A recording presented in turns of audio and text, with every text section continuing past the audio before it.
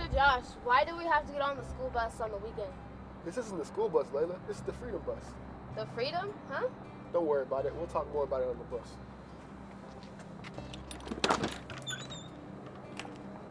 This is the Freedom Bus. It's a mobile civil rights museum that tells the stories from East Central Indiana.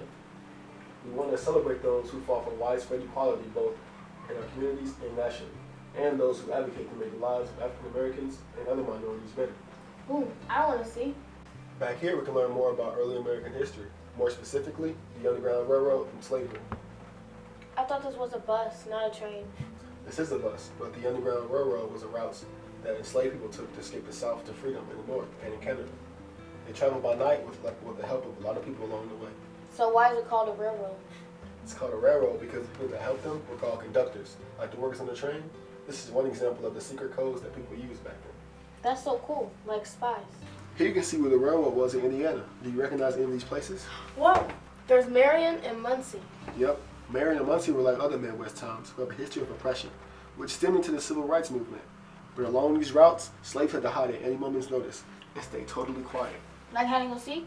Kinda, but a lot more serious. Their lives and freedom were at stake. But you know what? Let's see what else is hiding on the Freedom Bus. Mr. Josh, what's segregation? Is that when black kids couldn't sit with white kids? Yeah, unfortunately, because of something called Jim Crow laws, black people couldn't share the same public space as white people.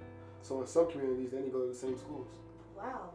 Yeah, but don't worry. In Muncie, they had integrated schools, so everybody can learn in one place. That's good, right? Yeah, I mean, it was a good start, but in some schools, black kids had broken desks and learned in overcrowded environments. So it took a long time to see equal learning conditions for everyone. We asked people how would they feel if they had to learn under these conditions. How would you feel? Sad. We'll go ahead and add that to our list of words.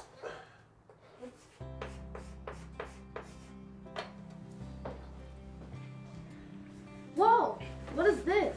That, Layla, is the Confederate flag, which was a symbol of the South during the Civil War. It was also adopted by Southside High School, which was built in the 1960s. This caused a lot of problems because it was also a symbol of Southern laws, which included support of slavery and what we just talked about, segregation. Unfortunately, the use of this flag caused a lot of tensions, which led to school-wide riots. Eventually, it was taken down as the school's flag. I'm glad they got rid of it. Me too. But let's check out some other exhibits. So were other things segregated too? Yep, actually a lot of things like bathrooms, restaurants, and other pools. Under these tabs, you'll see a lot of places in the East Central Indiana that had segregation. How about you read one for us? At the Toohey Park Pool in Muncie and the Matter Park Pool in Marion, only white people were allowed to swim. Black students in both towns protested and won the right to use the pools. Wow, I swam at Toohey Park Pool before. Yep, and not too long ago, people like you and me wouldn't be able to swim there. And under the rest of these tabs, you'll learn more about East Central Indiana and segregation. Now let's learn more about segregation. My mom has these.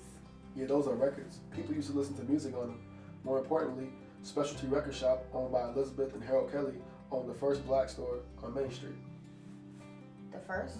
Yeah, kind of like schools, parks, and pools. The workplace was often segregated, which meant people didn't get hired, or if they did get hired, they got low-paying jobs. So a lot of people started their own business, that way they can support their families and live happily. What did you want to do when you grew up? I want to be a surgeon. Now imagine if you couldn't do that because of the color of your skin. That's what these people went through. Ball Glassworks, created by the same family who founded Ball State University, was a bit different. They opened in 1808 and they did hire blacks. Was it like the schools? See, now you're getting it. Even though work conditions were harder for black people, the willingness to hire them helped end segregation in the workplace. Everything you see over here, the jars, the records, the shoes, and even the barber pole, helped reflect the jobs that black people would have had back then. Now we still got more stuff to check out, so let's go over here.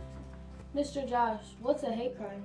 A hate crime is when someone threatens or harms another person because of prejudice, like calling them harmful names or vandalizing their home. Did that happen a lot?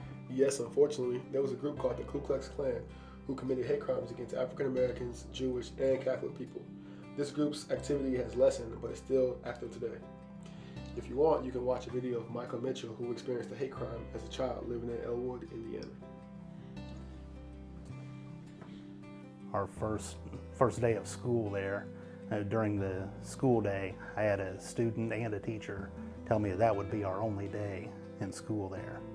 And sure enough, that night, not long after we went to bed, it was probably around 9 o'clock or so, a little after, and a big glow went up over the front curtains. And we hollered at Mom that something was on fire in the front yard. And so we all went running to the front window, and there was a cross out there burning. That was sad. That was sad. But just like Micah, we have to stand up for ourselves and make sure our voices are heard. So just like all these amazing people, we can stop the hate. Now let's learn about some more amazing people over here. So Layla, you want to check out some of those amazing people I just mentioned? Yeah. Well, if you pick up this phone and you dial any of these numbers, you can take a listen to them. You want to try? Absolutely. All right, well, all you got to do is pick up the phone, push in these buttons, and you can talk to anybody in the wall.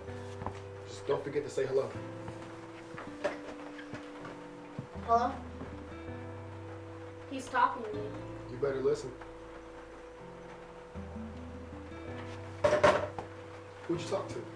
Earl Goodall. He was the first black firefighter in Muncie. He helped make laws in Delaware County, Indiana. He sounded nice and cool. I want to talk to him more. Wait, hold on. We have a bunch of time for that later. How about we go ahead and take a seat? What's a bench doing on a bus?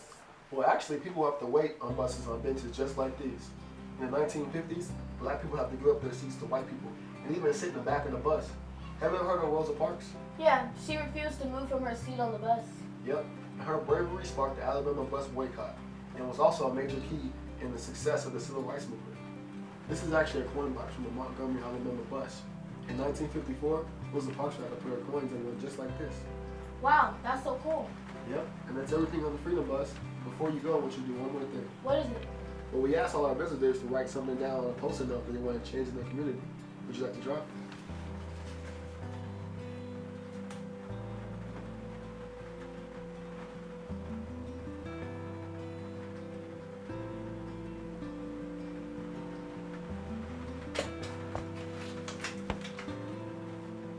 It was great. I hope you learned a bunch of new stuff on the bus today, lady. Yeah, I learned a lot. Well, I think we're going to stay here and check out some more stuff on the bus. Yeah, I want to talk to more famous people. If you'd like to see more of the bus, check out our website at www.freedombus.org. And come visit when you can. There's so much more to see and learn, and you might even meet Mr. Josh. Until next time. See you later.